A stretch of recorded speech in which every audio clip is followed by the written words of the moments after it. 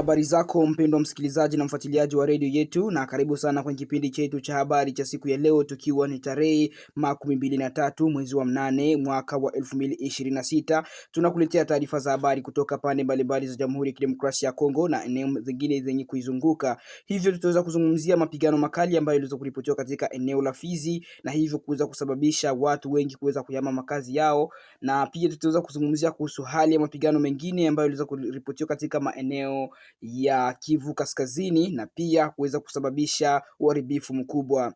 Kuhusu habari zingine za siasa ambazo tunazo hapa ni kwamba hivi karibuni jeshi la Jamhuri ya Kidemokrasia ya Kongo au serikali ya Kongo itaweza kuelekea kufanya mazungumzo na vikosi vya M23 ili kujadiliana na namna gesi wanaweza kufanya usitishaji wa vita na kuweza kuleta amani ndani ya maeneo ambayo yanadhibitiwa na M23 na maeneo mengine. Na pia tutaweza kuzungumzia vita, mapigano, hali ya usalama na magonjwa katika maeneo ambayo yanazunguka Kivu Kusini na Kivu Kaskazini.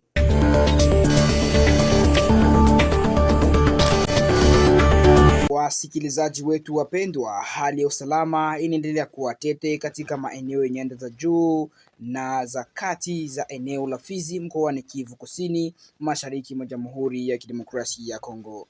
Taarifa kutoka vyanzo vya eneo hilo zinaeleza kuwa mapigano makali yameweza kuripotiwa, na mapigano hayo yaliweza kutumia silaha nzito na nyepesi na yaliweza kusababisha madhara mbalimbali katika eneo hilo la Fizi.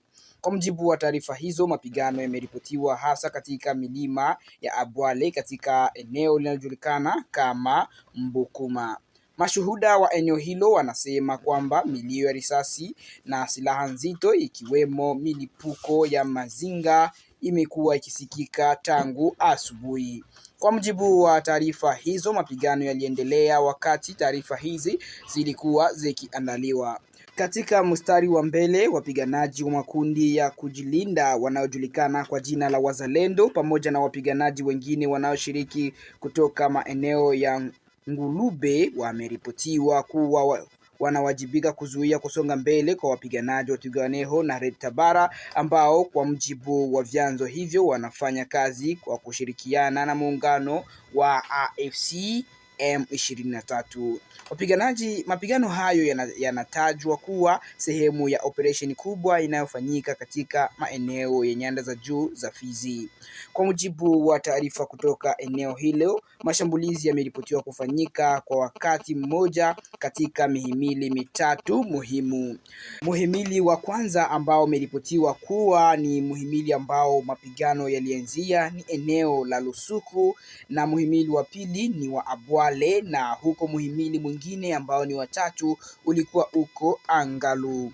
Maendeleo hayo yanaongeza wasiwasi miongoni mwa wakaaji wa maeneo hayo ambao wamekuwa wakiishi katika mazingira ya hofu kutokana na kuendelea kwa mapigano kati ya makundi yenye kumiliki silaha. Hadi sasa hakuna taarifa rasmi iliyotolewa na mamlaka za kiutawala au za kijeshi za mkoa wa Kivu Kusini kuhusu idadi ya watu walioweza kuuawa au kujeruhiwa katika mapigano hayo. Vile bado hakuna taarifa rasmi kuhusu kiwango cha uharibifu wa mali au miundombinu katika maeneo yaliyoathiriwa na mapigano hayo. Hali katika nyanda za juu za Fizi inaendelea kuwa tete sana kutokana na mapigano hayo.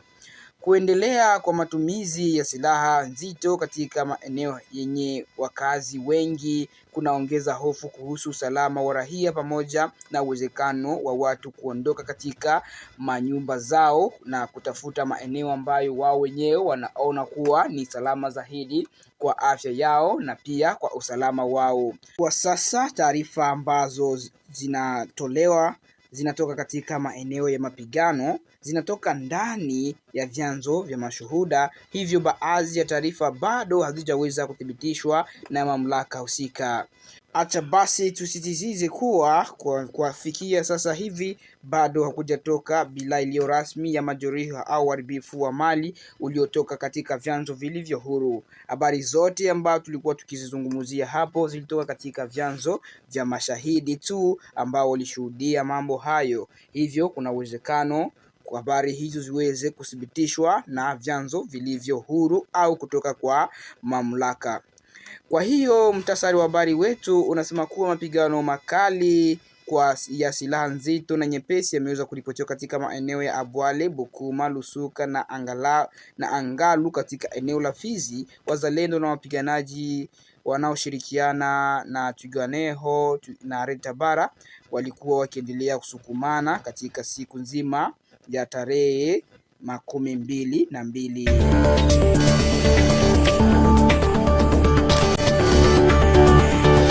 Safari zetu zinaendelea katika eneo la Masisi huko Kivu Kaskazini, ambako ndani ya eneo la Remeka kumeweza kuzuka mapigano makali. Tunaanza habari hii kutoka mkoani Kivu Kaskazini katika eneo la Masisi, ambako hali ya usalama inaendelea kuwa tete kufuatia mapigano mapya kati ya waasi wa M23 na vikosi vya serikali ya Jamhuri ya Kidemokrasia ya Kongo vinavyosaidiwa na wapiganaji wa kujilinda wa Wazalendo. Kwa mujibu wa vyanzo vya eneo hilo, Remeka iliyoko katika groupment ya Ufamandu wilayani Masisi imeangukia mkononi mwa wapiganaji wa M23 baada ya mapigano makali kati ya vikosi hivyo viwili vya FARDC pamoja na Wazalendo kuweza kusukumana nao, lakini eneo hilo liliweza kubaki katika mikono ya waasi. Mapigano hayo yameripotiwa katika siku za hivi karibuni, huku vyanzo vya ndani vikisema kuwa eneo la Remeka pamoja na vijiji vya Niano na Katunda vimeathiriwa na mapigano hayo. Taarifa zinaonyesha kwamba hali bado haijaweza kutulia katika eneo la Ufamandu, huku wakaaji wa maeneo mbalimbali wakilazimika kuondoka katika manyumba yao kutokana na hofu ya kuendelea kwa mapigano. Kwa mujibu wa taarifa ya Radio Okapi, maelfu ya familia zinaendelea kukimbia maeneo mbalimbali ya Masisi kufuatia mapigano kati ya M23 na Wazalendo. Baadhi ya wakaaji wameelekea katika maeneo ya Ufamandu ya pili katika eneo la Katoi, huku wengine wakikimbilia Waloa Luanda katika wilaya jirani ya Walikale. Hali hii inazua pia wasiwasi mkubwa wa kibinadamu katika maeneo hayo. Mbali na hofu ya usalama, wakaaji wa eneo hiyo ambao waliweza kukimbia wanakabiliwa na changamoto zingine za maisha kama vile kutopata chakula, maji, malazi na huduma zingine za afya. Mashirika pamoja na viongozi wa jamii na kiraia katika eneo hilo wameonya kwamba ongezeko la watu waliokimbia mapigano linaweza kuongeza shinikizo kwenye vituo vya afya ambavyo tayari vina rasilimali chache. Wasiwasi huo unakuja wakati ambapo maeneo ya Jamhuri ya Kidemokrasia ya Kongo yanaendelea kukabiliwa na changamoto za kiafya, ikiwemo mlipuko wa ugonjwa wa Ebola. Kwa hiyo msongamano wa watu katika maeneo ya wakimbizi yanaweza kufanya hali ya afya ya jamii kuwa ngumu zaidi.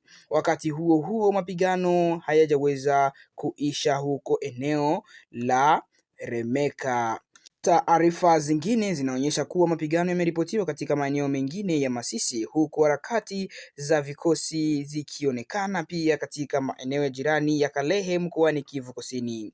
Katika siku zilizopita, mapigano kati ya M23 na Wazalendo yaliripotiwa pia katika maeneo yanayozunguka Remeka na Kashovu. Baadhi ya wakaaji walilazimika kukimbia kutokana na milio ya silaha nzito na nyepesi katika eneo lao. Hali hiyo ya mapigano kuweza kuzuka mara kwa mara imeweza kuzua maswali kuhusu utekelezaji wa juhudi za kusitisha mapigano katika eneo la Kivu Kusini na Kivu Kaskazini. Licha ya kuwepo kwa juhudi za kisiasa na za kidiplomasia za kusimamisha mapigano, taarifa za mapigano na mabadiliko ya udhibiti wa maeneo zinaendelea kuripotiwa siku baada ya siku katika eneo za Kivu.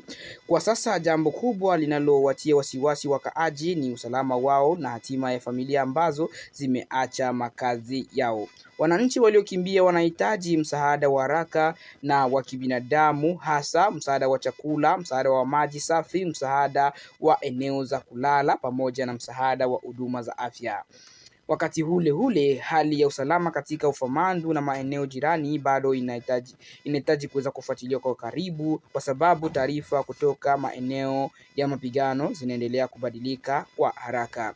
Wasikilizaji wetu wapendwa, kwa ufupi wa habari zetu ni kwamba Remeka katika eneo la Ufamandu wa kwanza Masisi imeripotiwa kuchukuliwa na waasi wa M23 baada ya mapigano kati ya FARDC pamoja na wazalendo. Mapigano hayo yamesababisha wakaazi wa maeneo mbalimbali kukimbia makazi yao, huku hofu ya hali ya kibinadamu na usalama ikiendelea kuongezeka. Tutaendelea kufuatilia hali hizo na kuwafikishia taarifa mpya kadiri zitaweza kupatikana.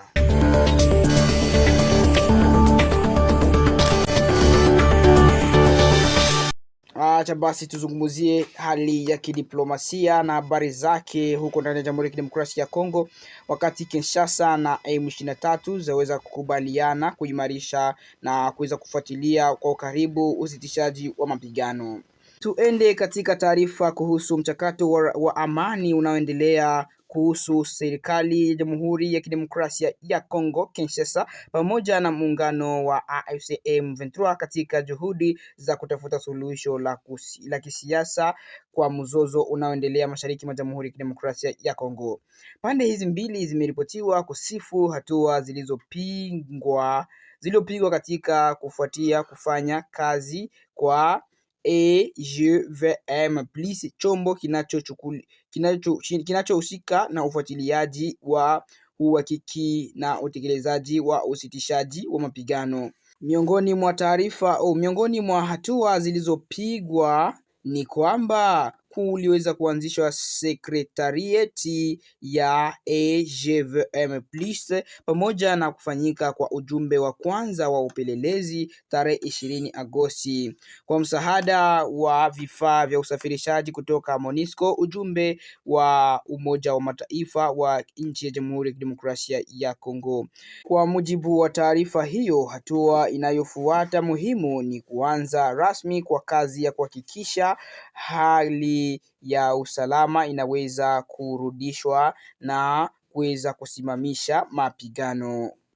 Ujumbe wa kwanza wa uhakiki wa usitishaji wa mapigano umepangwa kufanyika tarehe 24 mwezi huu wa 8 katika eneo la Minembwe mkoani Kivu Kusini. Hii inachukuliwa kuwa hatua muhimu kwa sababu pande hizo zimekuwa zikikabiliana na madai mbalimbali kuhusu ukiukwaji wa makubaliano ya kusitisha mapigano. Ili kupunguza tofauti kati ya namna matukio yanayoripotiwa, Kinshasa na M23 pia zimekubaliana kutumia utaratibu mmoja wa kawaida wa kukusanya, kuandika na kuripoti taarifa kuhusu ukiukwaji wowote unaweza kujitokeza. Kwa maana nyingine, ikiwa kutatokea tukio lililodaiwa kuwa ni ukiukwaji wa usitishaji wa mapigano, pande hizo zitakuwa na mfumo maalumu wa kurekodi na kufikisha kwa chombo cha uhakiki. Wasikilizaji wapendwa, pande hizo mbili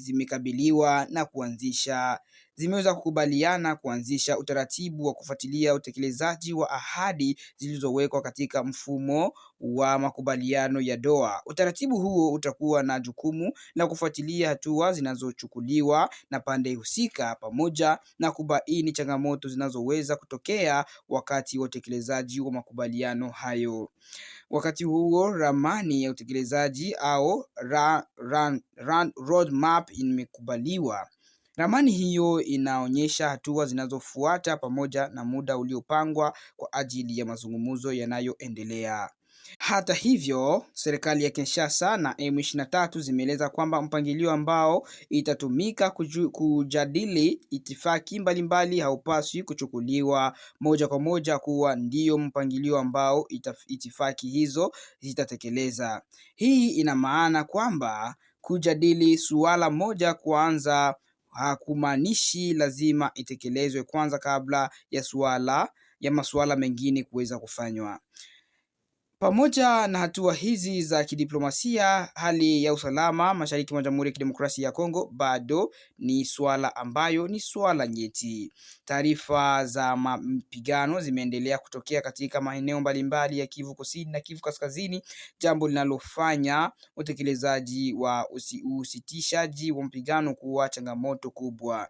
Ndiyo maana kuanzishwa kwa mfumo mmoja wa kuhakiki na kuripoti ukiukwaji wa makubaliano kunatarajiwa kusaidia kuongeza uwazi na kupunguza malalamiko kati ya pande zinazohusika. Katika hatua nyingine, wajumbe wa Kinshasa na wa M23 wameahidi kuendelea na mazungumzo kwa lengo la kufikia suluhisho la ujumla la mzozo mashariki mwa Jamhuri ya Kidemokrasia ya Kongo. Pande hizi pia zimeweza kueleza shukrani zao kwa nchi na taasisi zinazosaidia mchakato wa amani, zikiwemo Qatar, Marekani, Togo, Uswisi pamoja na Tume ya Umoja wa Afrika. Kwa mtasari, wasikilizaji wapendwa, Kinshasa na M23 zimeweza kukubaliana kuimarisha mfumo wa ufuatiliaji wa usitishaji wa mapigano kupitia AGVM+, huku ujumbe wa kwanza wa uhakiki ukitarajiwa kufanyika tarehe 24 Agosti huko Minembwe, Kivu Kusini.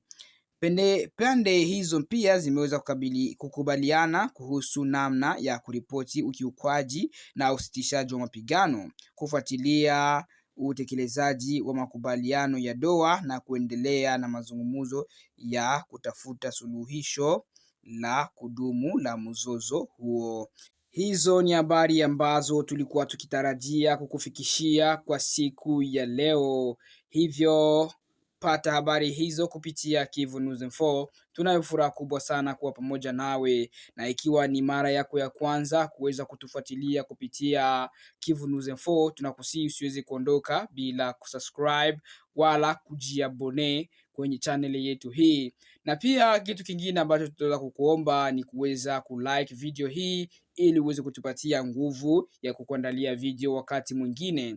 Na jambo lingine ni kwamba usiweze kuondoka bila kushare habari hii kwa ndugu, jamaa na marafiki, ili waweze kupata nao habari zenye kuwa hakika na zenye kuaminika. Na jambo lingine ambalo tunatumainia kuwa ninyi nyote mtafanya kwa roho yenu na kwa kupenda ni kuweza kutuachia ka ujumbe kidogo, utuambie unatufuata ukiwa sehemu gani, iwe ni ndani au nje ya Jamhuri ya Kidemokrasia ya Kongo. Tutafurahi tu sana kuweza kupata habari hizo. Kivu News Info ilikuwa na kuandalia taarifa hizo zote kwa undani zaidi na kwa maelezo mengi, na mimi ni msomaji wako Leta Pepele. Asante sana kuwa nasi na kwa heri, tukutanane wakati ujao.